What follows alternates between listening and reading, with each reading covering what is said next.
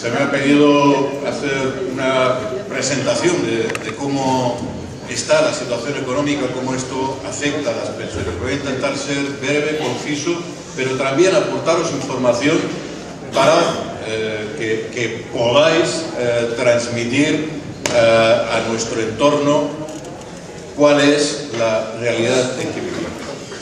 Por una parte, parece de que las cosas van bien.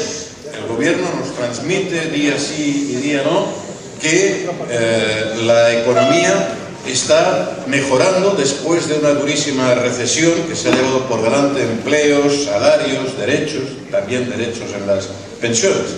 Pero el gobierno, la Comisión Europea, nos dicen que nos estamos recuperando.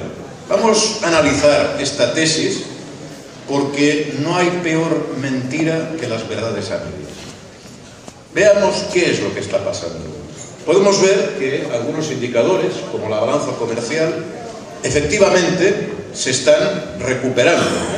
Si vemos la diferencia entre importaciones y exportaciones, que fue muy alta en el momento de la crisis, se ha ido cerrando.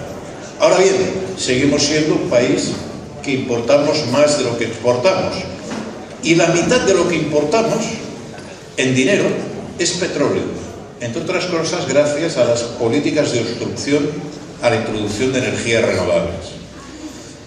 Podemos ver también cómo, en otra variable, el déficit público ha dejado de crecer. Creció mucho entre el 2008 y el último momento que nos aparece aquí, el 2015, pero en 2014, pero luego, si podéis ver, ha dejado de crecer y más o menos se ha estabilizado.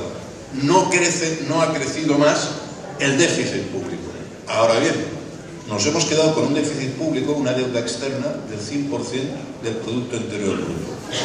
Un déficit, una deuda, que simplemente se va a comer con los intereses cualquier espacio de mejora y de recuperación económica, porque se lo vamos a tener que pagar a los propietarios de la deuda, a los bancos.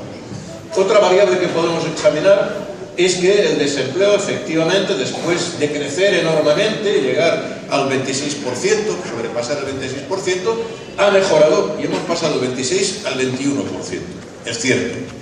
Ahora bien, estamos en un desempleo de 1 de cada 5 trabajadores, un desempleo altísimo y que todas las previsiones nos indican que difícilmente va a cerrarse. Es decir, una sociedad en que 1 de cada 5 personas que quieren trabajar no pueden trabajar. Podemos ver otra variable más. Y atender en esta cuestión, la siguiente, podemos ver, pues bueno, cómo el paro se nos ha estabilizado. Así bien, tenemos un paro que se ha estabilizado pues a un enorme nivel, especialmente entre los jóvenes. Este elevado paro provoca que se acepten peores condiciones laborales, que se acepte trabajo precario, que se acepte trabajo clandestino, que se acepte trabajar horas extras. Pero efectivamente, el desempleo pues se ha reducido. Hay otra variable que no aparece aquí porque no sé qué es lo que ha pasado, que son los beneficios de la banca. Os los dicto, porque entre el 2013 y el 2016, después de que la banca entrara en crisis, pues mirad, los beneficios declarados han pasado de 8.790 a 11.343, 9.312, 8.287. Es decir, para la banca, efectivamente, las cosas van bien. Estamos en una recuperación para ellos. El gobierno, además, parece ser que se siente muy rico, porque empieza a gastar mucho. Hemos visto en los últimos meses cómo no hay problema para sacar 5.000 millones de euros para rescatar las autopistas radiales. Cosa curiosa, estando muchas de ellas ubicadas, no todas, pero la mayor parte ubicadas en el entorno de Madrid, resulta que nuestros amigos de Convergencia no han tenido ningún problema en votar su rescate. Claro, detrás estaba la casa, ¿no? Alguna explicación teníamos que encontrar. Es decir, para determinadas cosas no hay problema para encontrar dinero de donde sea. O el último compromiso de la señora Cospedal delante de Trump. Vamos a aumentar nuestro gasto de defensa. La casa es grande y no repara en gastos. No hay problema, podemos subir, como se indica aquí, un presupuesto que ya se ha incrementado enormemente en este periodo hasta los 14.000 millones de euros y situarnos en el 2% del PIB. No hay problema. Bien, todo esto podría hacernos parecer pues que estamos muy bien, pero junto a esta realidad existe otra. Existe otra realidad que podemos ver en otros indicadores de otra naturaleza. ¿Qué es lo que ocurre? Lo que ocurre es que en nuestra sociedad la inversión pública, es decir, lo que el Estado gasta en mantener la sociedad, en invertir productivamente, en mantener carreteras, hospital, se ha reducido enormemente, prácticamente a menos de la mitad entre el 2009 y el 2017. Claro, y esto va aparejado a otro dato, y es que nuestro país ha pasado de ser el 8º país en Producto Interior Bruto a ser el país número 14. Nos hemos saltado prácticamente a la mitad para atrás. O hemos visto cómo en pocos meses el recibo de la luz, el coste de la electricidad, pasaba de 24 a 70 kilovatios la hora. Esto ya parece ser que no son tan buenas noticias. Podemos continuar. Vemos que una enorme cantidad de familias entre el 2008 y el 2014 han perdido su vivienda. Cosa curiosa, el Consejo General del Poder Judicial no publica desde el 2014 cuántos desahucios se están ejecutando. Según nuestras estimaciones, estaríamos en este momento en el entorno de 476.000 familias que han sido desahuciadas. Si consideramos que estas familias tienen 3 personas de media, quiere decir que casi 1,5 millones de españoles se han visto en la calle. Y paradoja de las paradojas, mientras se desahucia a 500 000 de viviendas casi, resulta que tenemos 3,5 millones de viviendas vacías, ociosas, en manos del banco malo a la espera de qué fondo de inversión se los queda. Mala noticia para gran parte de ciudadanos de nuestro país. Vemos que por otra parte un enorme reducido número de personas, 3 personas, tienen el patrimonio del 30% de los ciudadanos españoles. Para ese 30% las cosas no van tan bien. Vemos cómo el salario interprofesional es menos en España, es menos de la mitad del que tiene Francia, del que tiene Bélgica, del que tiene Holanda, Alemania, diversos países de nuestro entorno. Vemos que el 27,3% de la población española está en riesgo de pobreza o exclusión, una cifra que se ha incrementado un 2,6% en los últimos años. Y a pesar de que ciertamente se recupera la ocupación, los ingresos de los trabajadores, la masa salarial real, se está reduciendo. ¿Qué quiere decir esto? Quiere decir que en realidad lo que ocurre es que trabajamos más, cobrando menos, más horas, en peores condiciones, y sí, tenemos más empleo, pero la suma de los salarios de los trabajadores y trabajadoras es menor. Se ha reducido la parte del pastel que obtienen la gente que trabaja, y por tanto la capacidad de generar demanda, de impulsar la economía es bajísima. Podemos ver como otro indicador cómo en nuestro país, y este quiero resaltarlo, en los últimos años, aquí, el índice de salario real ha bajado. Es decir, cuando quitamos la inflación y consideramos lo que ha sido el coste de la vida, los salarios en nuestro país, desde que se inició la crisis, han bajado. Para estos que les bajan el salario, desde luego, la economía no va bien. ¿Y qué ocurre? Que por contra, en este otro gráfico, vemos que la productividad de nuestro país, es decir, lo que producen los trabajadores por hora, no ha parado de aumentar. Y está incluso por encima del aumento de la media mundial de la productividad. Es decir, producimos más y nos pagan menos. Alguien se lleva el gato al agua.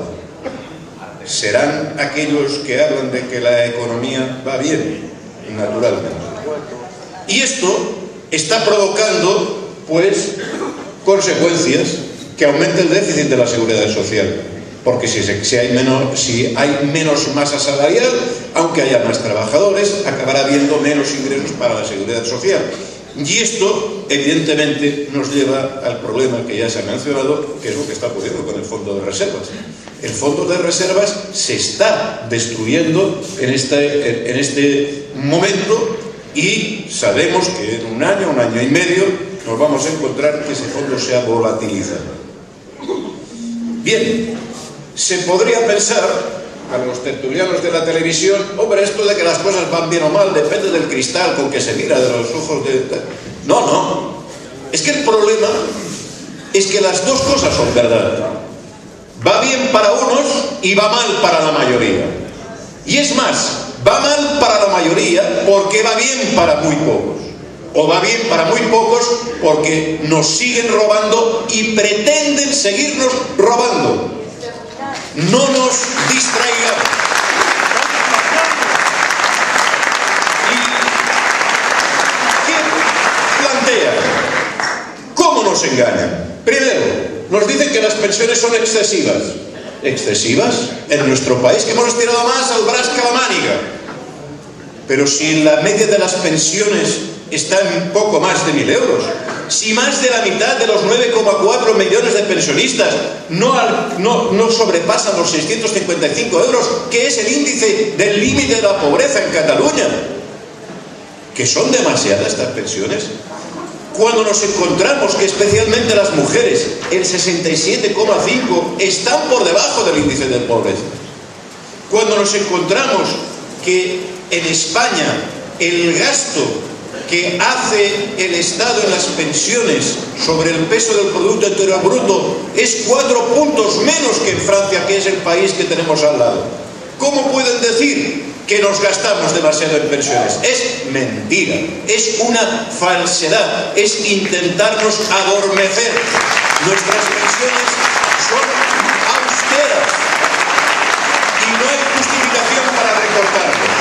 Pero ellos quieren seguir adelante y quieren tirar adelante una serie de contrarreformas cuyos objetivos son desvalorizar las pensiones actuales, sacando la revalorización automática.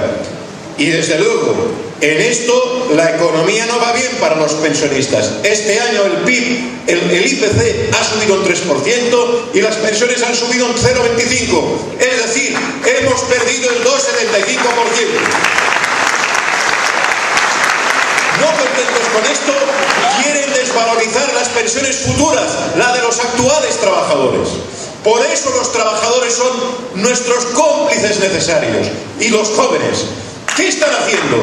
Cambiar el sistema para que cuando las gentes se jubilen a partir del próximo año, se encuentren que el derecho al cual tenía lugar por lo que habían cotizado se va a reducir en función de la esperanza de vida. Desde el primer día que cobren la pensión, su pensión se va a ver reducida del orden de un 10%. Esta es la segunda vía de lo que pretenden. Y además pretenden, por otra parte, seguir aumentando los trabajos precarios que no contribuyen a la seguridad social, que erosionan el fondo de pensiones, pero que por otra parte también quitan derechos a los jóvenes, porque esos jóvenes que no cotizan, que están en tarifas planas, no van a tener derecho a pensiones futuras. Estos también son nuestros aliados. Deben ser. Los costes empresariales, porque en la medida que ya no tiene suficiente con bajarnos los salarios, otra manera de aumentar el rendimiento de las empresas es bajar su cotización a la seguridad social. Y reduciendo la cotización social en un entorno que nos dicen que no hay dinero para las pensiones, pero en cambio a ellos les bajan los que cotizan. En ese entorno, evidentemente, eso permite aumentar los beneficios empresariales. Y finalmente, pretenden promover las pensiones privadas. Pensiones privadas que hay que decir que son una estafa. Mirad, en los últimos 15 años, la rentabilidad de la deuda pública, es decir, lo que cualquiera de nosotros comprando deuda pública en cualquier banco podríamos obtener, ha sido del orden de media del 5,40. ¿Y sabéis cuál ha sido la rentabilidad de los fondos privados? el 1,54. Pero vaya, ¿dónde invierten esa gente?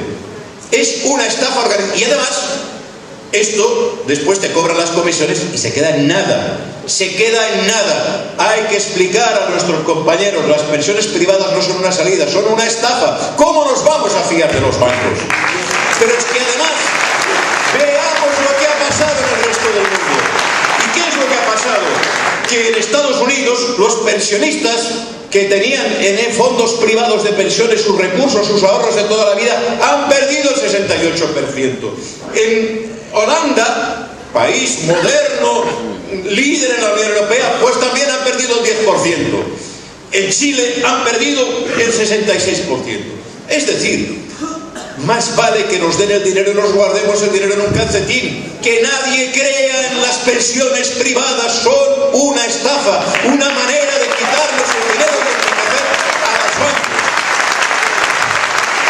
Y si no luchamos, si no intervenimos, ¿cuál es la solución que proponen detrás de toda la demagogia, de todos los bombardeos que tenemos en los medios de comunicación? Mirad, lo que están planteando en este momento, en primer lugar, es seguir alargando la edad de jubilación. Como plantea el gobernador del Banco de España, Luis María Linde, oye, hay que retrasar más la edad de jubilación. 67 años no es suficiente, hay que seguir trabajando más tiempo. Y es muy original con esta tesis. No, la verdad es que no es muy original, porque en realidad todo esto ya se lo ha soplado, ya se lo ha indicado el Fondo Monetario Internacional. Christine Lagarde lo decía de una manera más bestia: los ancianos viven demasiado y eso es un riesgo para la economía global. Para que la economía vaya bien, para algunos hay que matar a la gente de hambre. ¿Nos dejaremos matar? Segunda cosa que quieren: bajarnos las pensiones y que los pensionistas trabajen. Y nos lo plantean como un favor. Mirad que bien, nos vamos a dejar trabajar. No caigamos en esta trampa. Permitir que los pensionistas trabajen es abrir la puerta a que tengan que trabajar por narices, porque se les va a decir: como te bajo la pensión a 500 a 400 euros, oye, si quieres el lujo de poder poner la calefacción en invierno, ponte a trabajar. Y eso no está en un futuro lejano. Lo estamos ya viviendo hoy. Mirad, esta semana en La Vanguardia salía esta noticia. Esto es lo que el capitalismo nos reserva para el futuro. Esta mujer, Lorraine Maurer, 94 años, y sigue trabajando en McDonald's, sirviendo bocadillos, levantándose a las 3 de la mañana. Y qué bien, la sacan aquí radiante de salud. ¿Será que le entusiasma ir a trabajar en un trabajo tan creativo, tan enriquecedor como es ir a servir hamburguesas? Esto es lo que ya están haciendo en algunos países. Si queremos evitar convertirnos cada uno de nosotros en Lorraine Maurer, pongámonos a luchar. Porque su plan es ponernos a trabajar hasta que no nos aguantemos. Y cuando no nos aguantemos, recortes en la sanidad y que te mueras bien pronto. ¿Y qué pretenden al final también con esto? Pretenden que los costes que no pagan los empresarios en estas tarifas planas pasen a los presupuestos generales del Estado. Por supuesto, la marea pensionista defiende, sostiene que las pensiones, si no hay recursos, se paguen con los presupuestos generales del Estado. Pero esto no quiere decir que esto deba eximir, como ahora pretenden con las nuevas negociaciones de los pactos de Toledo, a los empresarios a contribuir al fondo de pensiones. Porque, compañeros, compañeras, si lo cargamos todo en los presupuestos del Estado, ¿qué nos vamos a encontrar? Nos vamos a encontrar que van a invocar el artículo 135, nos van a decir que no hay recursos y que si queremos pensiones nos quitan sanidad, educación y otro tipo de derechos. No podemos aceptar esto. ¿Es esta la única salida? Por supuesto que no. Hay un problema ciertamente, pero hay soluciones. ¿Cuáles son las soluciones? Generar empleo, con reparto de trabajo, políticas públicas expansivas, terminar con el austericidio, aumentar los salarios con la productividad, restablecer las cotizaciones empresariales en los niveles que estaban, subir el salario mínimo y la pensión mínima, luchar efectivamente contra el fraude fiscal, el fraude laboral en las horas extras y el trabajo precario, acabar con las jubilaciones anticipadas en las grandes empresas a cargo de los fondos de la Seguridad Social. Claro que hay soluciones. El problema no son que faltan soluciones. El problema es tener la fuerza para imponerlas sobre aquellos que han entrado en el Estado para apropiarse de todo lo público y para apropiarse de nuestros derechos. Y frente a esto solo hay una salida: unirnos, crear una organización transversal entre mayores, trabajadores, jóvenes. Todos estamos en la misma dirección. Cuando hoy los estibadores, los taxistas luchan por sus derechos, luchan por defender un salario digno, luchan por mantenerse dentro del sistema público de pensiones, están con nosotros, están a nuestro lado y tenemos que aprender a seguir trabajando. Mirad, lo más difícil lo hemos recorrido, que era construir, iniciar la marea. Ahora que nos queda un trabajo de persistencia, de trabajo continuo, de mantener el esfuerzo, pero el primer paso lo hemos dado. Y esta partida, compañeras y compañeros, con unidad, con inteligencia, con transversalidad, la vamos a ganar. ¡Viva la marea pensionista!